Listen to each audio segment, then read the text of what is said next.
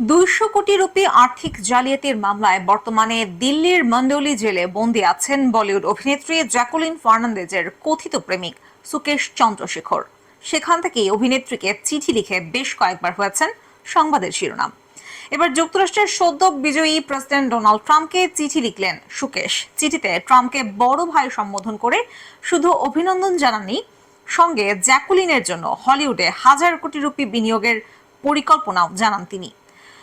সুকেশ চন্দ্রশেখরের হাতে লেখা সেই চিঠির একটি কপি এসেছে ভারতীয় সংবাদ মাধ্যম হিন্দুস্তান টাইমসের কাছে।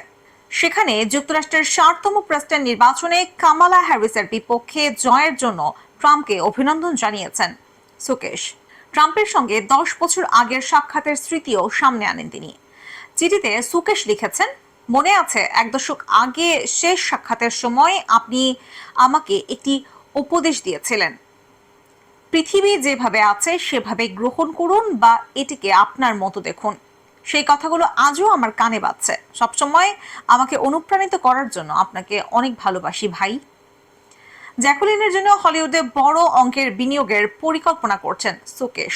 তার লেখায় আপনার অন্য আরেকটি উপদেশ মনে আছে, আপনার নারীকে সর্বদা মর্যাদা দিন এবং তাকে সবসময় বিশেষ অনুভব করান। আমি এলএস হোল্ডিংস লস অ্যাঞ্জেলেসে একটি বৃহৎ স্টুডিওতে 135 মিলিয়ন মার্কিন ডলারের শেয়ার কিনছি। আমি এই কেনাকাটা চূড়ান্ত করেছি আমার প্রেমিকা জ্যাকুলিনের জন্য। আপনি আমাকে যে পরামর্শ দিয়েছিলেন ঠিক সেভাবেই আপনার নারীকে বিশেষ করে তুলুন। চিঠিতে সুকেশ আরও উল্লেখ করেছেন যে তার কোম্পানি এলএস হোল্ডিংস এবং এলএস গেমিং এলএলসি আগামী 2 বছরে যুক্তরাষ্ট্রে তাদের বিনিয়োগ বাড়াবে, যার পরিমাণ $500 মিলিয়ন।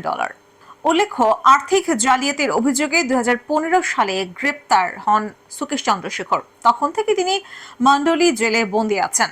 ভারতের এনফোর্সমেন্ট ডিরেক্টরেটের অপরাধে তদন্তের সময় জ্যাকুলিন ফার্নান্দেজের নাম উঠে আসে। সুকেশ দাবি করেন অভিনেত্রীর সঙ্গে ডেটিং করেছেন তিনি। তবে জ্যাকুলিনের দাবি সুকেশ তার সঙ্গে বিশ্বাসভঙ্গ ও প্রতারণা করেছেন।